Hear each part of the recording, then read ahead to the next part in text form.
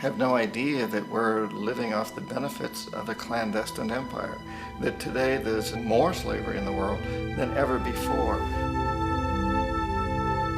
And then you have to ask yourself, well, if it's an empire, then who's the emperor?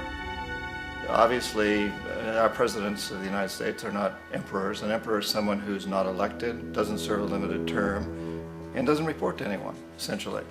So you can't classify our presidents that way. But we do have what I consider to be the equivalent of the emperor, and it's what I call the corporatocracy. The corporatocracy is this group of individuals who run our biggest corporations, and they really act as the emperor of this empire. They control our media, either through direct ownership or advertising. They control most of our politicians because they finance their campaigns, either through their corporations or through personal contributions that come out of the corporations. They're not elected, they don't serve a limited term, they don't report to anybody. And at the very top of the corporatocracy, you really can't tell whether a person's working for a private corporation or the government because they're always moving back and forth.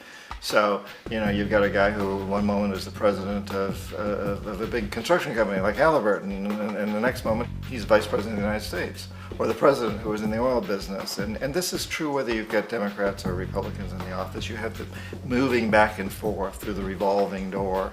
And in a way, our government is invisible a lot of the time, and its policies are carried out by our corporations on one level or another. And then again, the policies of the government are basically forged by the corporatocracy and then presented to the government. They become government policy. So it's an incredibly cozy relationship. This isn't a conspiracy theory type of thing. These people don't have to get together and plot to do things. They all basically work under one primary assumption, and that is that they must maximize profits regardless of the social and environmental costs.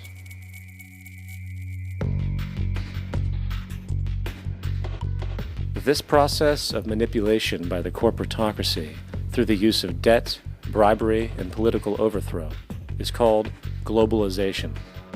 Just as the Federal Reserve keeps the American public in a position of indentured servitude through perpetual debt, inflation, and interest, the World Bank and IMF serve this role on a global scale. The basic scam is simple. Put a country in debt either by its own indiscretion or through corrupting the leader of that country, then impose conditionalities or structural adjustment policies, often consisting of the following. Currency devaluation. When the value of a currency drops, so does everything valued in it. This makes indigenous resources available to predator countries at a fraction of their worth. Large funding cuts for social programs. These usually include education and healthcare, compromising the well-being and integrity of the society, leaving the public vulnerable to exploitation. Privatization of state-owned enterprises. This means that socially important systems can be purchased and regulated by foreign corporations for profit. For example, in 1999, the World Bank insisted that the Bolivian government sell the public water system of its third largest city to a subsidy of the U.S. corporation Bechtel. As soon as this occurred, water bills for the already impoverished local residents skyrocketed. It wasn't until after a full-blown revolt by the people that the Bechtel contract was nullified.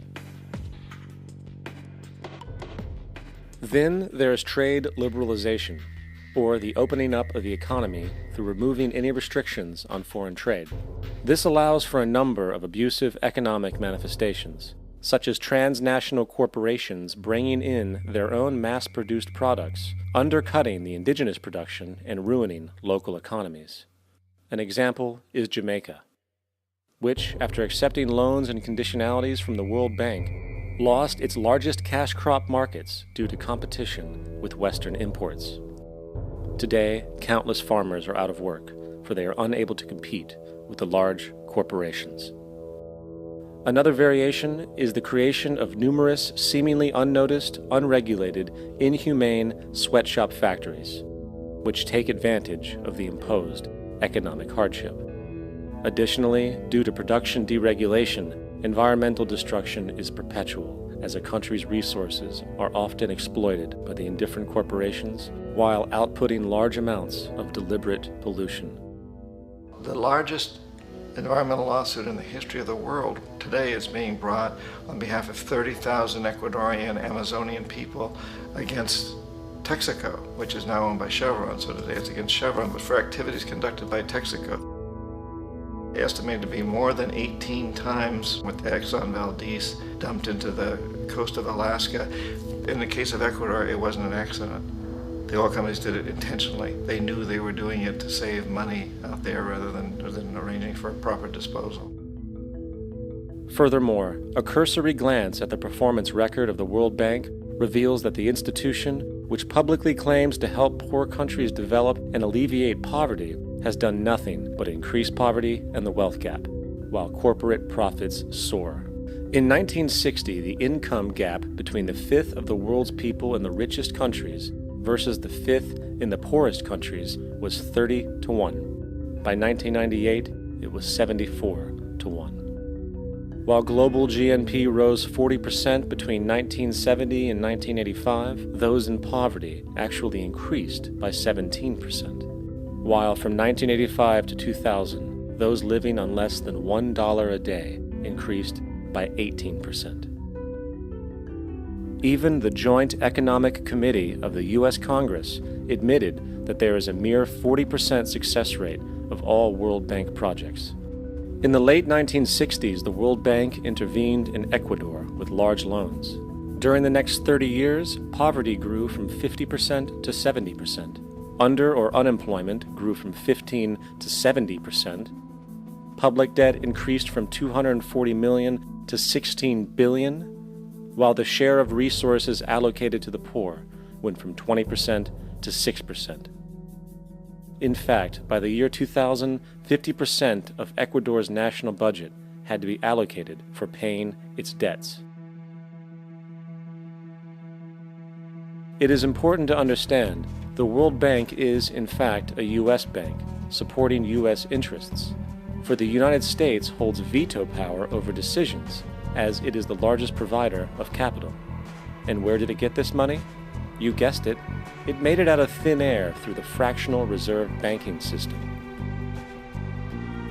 Of the world's top 100 economies, as based on annual GDP, 51 are corporations, and 47 of that 51 are U.S.-based. Walmart, General Motors, and Exxon are more economically powerful than Saudi Arabia, Poland, Norway, South Africa, Finland, Indonesia, and many others. And, as protective trade barriers are broken down, currencies tossed together and manipulated in floating markets, and state economies overturned in favor of open competition and global capitalism, the empire expands. You get up on your little 21-inch screen and howl about America and democracy.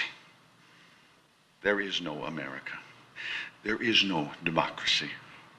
There is only IBM and ITT and AT&T and DuPont, Dow, Union Carbide, and Exxon.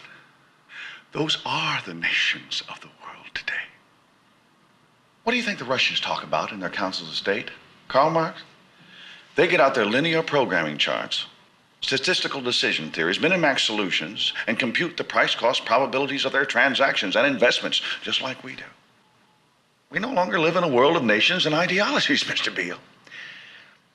The world is a college of corporations, inexorably determined by the immutable bylaws of business.